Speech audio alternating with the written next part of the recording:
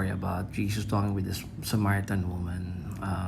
First of all, I'd like to say that whenever we read verses from John, the beloved disciple, his writing is really a mature kind of writing, because this was published, or it's written, and well, this was written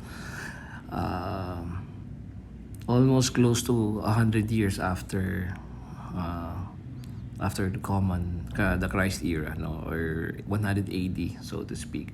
So majority of the things that happened, that Jesus already foretold, already happened, and that is the reason why it is considered to be more or less eschatological, or more of talking about higher things rather than the one of Mark, which is really more of uh, historical, and Luke. Luke is the disciple of um, Paul. So he was a doctor, so he's very more into details. Mark, this is the disciple of Peter, so one of the first uh, uh, writings that came out. But John is simply, above all of them. In the first place, he is an original disciple, he is the beloved disciple. And we don't know whether he was the one who wrote this, or he was the one who preached this to his disciples, and the disciples were the ones who wrote this. But this is a story of Jesus talking with the Samaritan woman. Again, keep in mind then that Jesus was the Messiah, and he was talking to a Samaritan woman. And the Samaritans, they have nothing to do with the Jews. Okay, they're considered to be enemies, all right, of one another. So every time you see stories about Jesus interacting with Samaritans, or one of the parables talking about a Jewish taking care of Samaritan person, that has an eschatological, it's a deeper meaning, right? Because it talks about the Jews and the future of Christendom, because considering that the good news came first to the Jews, and then it was not all accepted and was rejected. It was given to the Gentiles. The Samaritans are among the first ones who accepted, and they are also considered to be Gentiles. They're not Jews, all right? So let me go on with the story. So Jesus learned that the Pharisees had heard that he was gaining and baptizing more disciples than John. So it was a time when John the Baptist is decreasing and decreasing, according to what he said, while Jesus was increasing in his popularity. So, although in fact it was not Jesus who baptized, but his disciples, so it was not really Jesus who was baptizing. So he left Judea and went back once more to Galilee. Now he had to go through Samaria. So this is the land of the Samaritans. So he came to a town in Samaria called Sychar, I don't know, near the plot of ground Jacob had given to his son Joseph. So remember, it was near to the plot of ground that Jacob, the original Israel, original ancient, father of the Israelites, the nation Israel. He had given that to his son Joseph. Jacob's well was there. Okay, so it was also a powerful symbol, wherein was a source of water among the early Israelites, okay, especially the ancient ones during the time of Jacob. And Jesus was tired as he was from the journey, sat down by the well. So it was one of the most powerful image when Jesus was tired.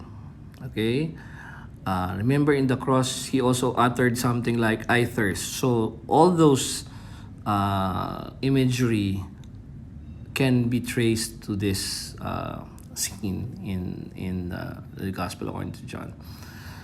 sat down by the well. It was about noon, so imagine the heat of the sun, right? When Samaritan woman came to draw water, so they were drawing water, Jesus said to her, "Will you give me a drink?" So he was saying, "Will you give me a drink?" So his disciples had gone to town to buy food. All right, so they were buying food, so Jesus was all alone. The Samaritan woman said to him, "You are a Jew and I am a Samaritan woman. How can you ask me for a drink?" So again, this is the uh, we have to understand this from the context that Jews do not associate with Samaritans, right? Jesus answered her, "If you knew the gift of God and who it is that asks you or asks you for a drink, you would have asked him and he would have given you living water." So it's like saying, if you know who I am, then you would have been very, grateful and you would have been the one asking me. All right? So it was already sort of revealing himself to the woman. Like Jesus was someone who's not so a regular person. "Sir," the woman said, "you have nothing to draw with. Okay, you don't have any, tools here. The well is deep. How can you give me, where can you get this living water? Okay, are you greater than our father Jacob, who gave us the well and drank from it himself, as did also his sons and his livestock?" So now here, the woman is recognizing, okay, this person might be, someone, not a regular fellow. "Are you greater than our father Jacob?" So now he is being associated with one of the early fathers, all right? Being greater than Father Jacob, that's really something, right? Right? So it's like saying, are you someone who's greater than that ancient, figure called Jacob? Jesus answered, "Everyone who drinks this water will be thirsty again, but whoever drinks the water I give them will never thirst. Indeed, the water I give them will become in them a spring of water welling up to eternal life." So again, a lot of things was being, a lot of things are being shared by Jesus to the woman. Imagine this in the context that he is a man speaking to a woman during those times. The woman is just, a secondary citizen. He can never go to the synagogue. There's a special part for them to go to. They can't even preach, right? And here is Jesus speaking to the woman and preaching to her, right? So here, Jesus is trying to reveal two things, right? He's trying to reveal himself to the woman and then trying to teach us the equality of man and woman. So this is very important, really. If it was just a man, he's talking to, this would not have any meaning at all. But no, the woman here represents someone, represents a whole generation. He's trying to also to teach debunk the idea that women, cannot understand things of spiritual things and those things about religion and all that. Again, let's continue. The woman said to him, "Sir, give me this water so that I won't get thirsty and have to keep coming here to draw water." Here, the woman is speaking like an ordinary person, right? "Give me this water." I'm talking about this water, the physical water. He told her, "Go call your husband and come back." We don't know the reason for this, right? Because why would he, why would Jesus ask the woman to call the husband? Some people are saying, okay, go call the husband because I don't want to talk to a woman.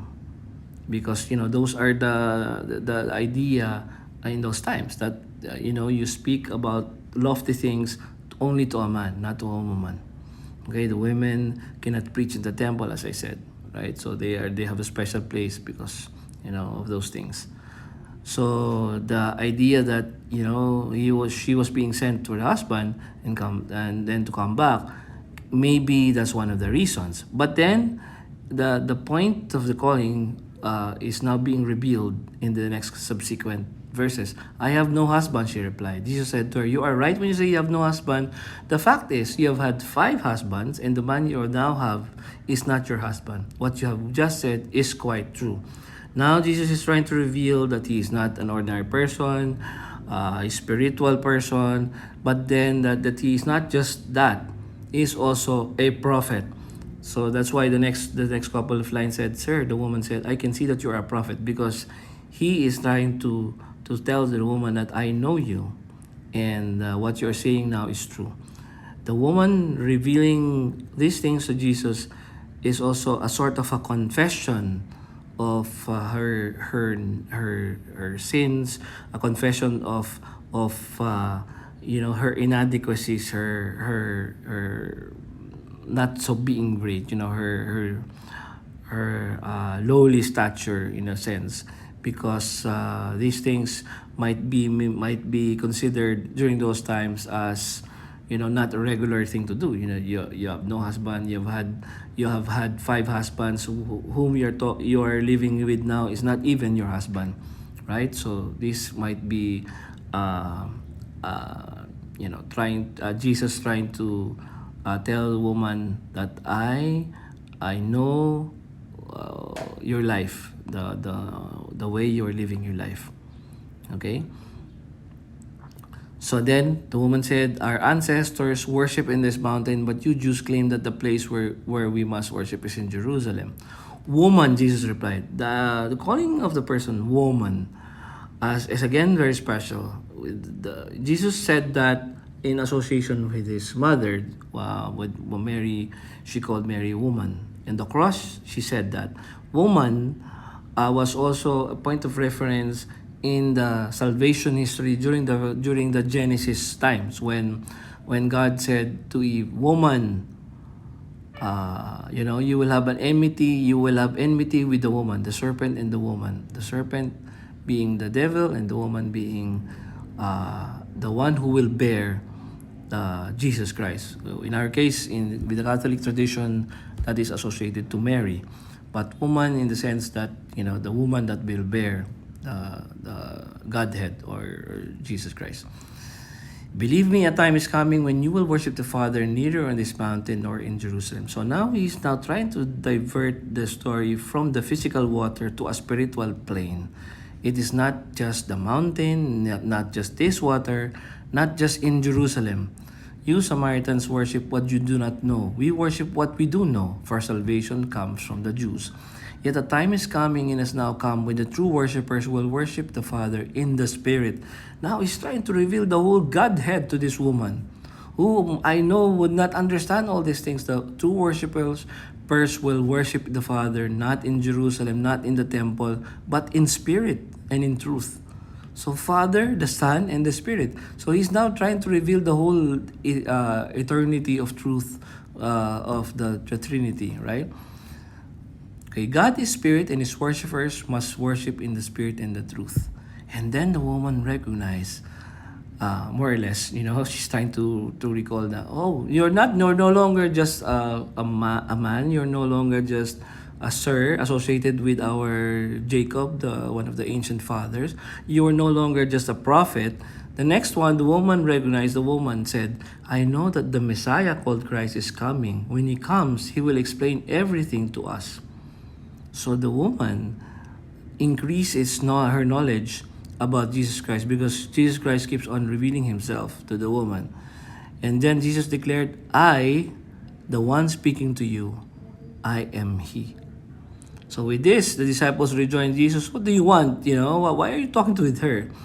Then leaving her the water jar, the woman went back to the town and said to the people, come, see the man who told me everything I ever did. Could this be the Messiah? So here, if you will continue reading this, many of the Samaritans believe from that town because of the woman's testimony. Imagine, this is a Samaritan town. They don't have anything to do with Jesus nor the Jews.